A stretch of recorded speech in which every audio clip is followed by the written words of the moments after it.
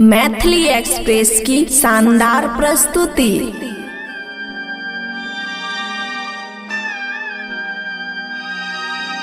खुशी recording studio बलुआहा।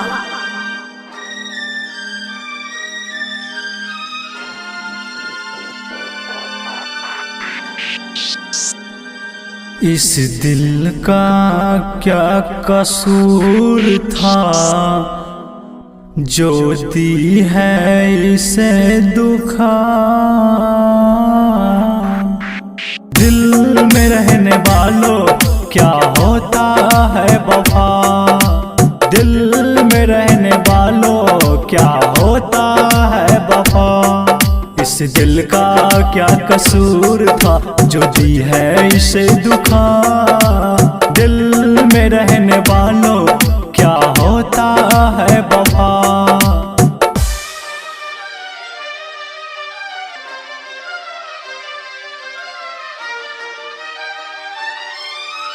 DJ Sumit Satish रईमा। DJ Sumit Satish रईमा। DJ Sumit Satish रईमा।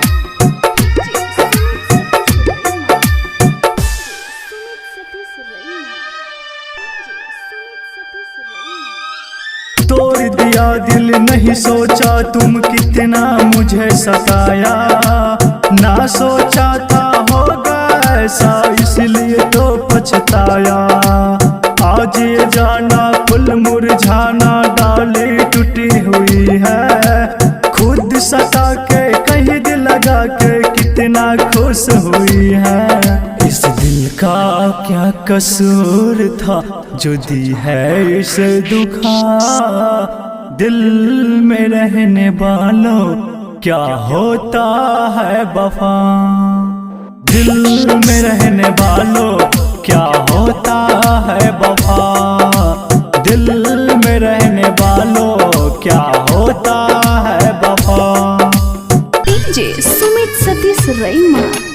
DJ Sumit Satish रईमा। DJ Sumit Satish रईमा।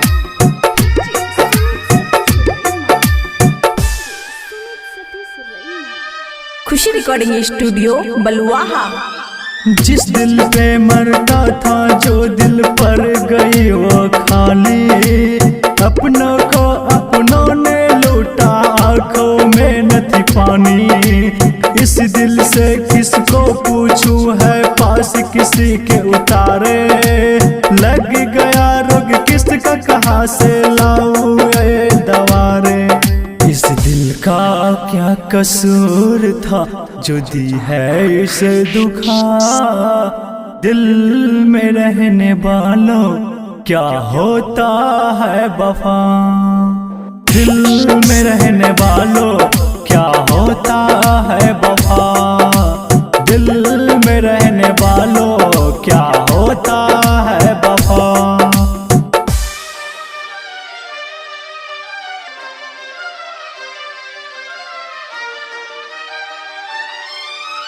DJ Sumit Satish रईमा। DJ Sumit Satish रईमा। DJ Sumit Satish रईमा।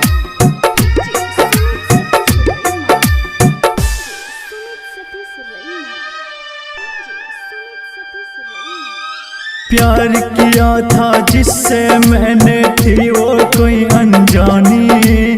खेल किया मेरा इस दिल से ये कैसा की मेहरबानी।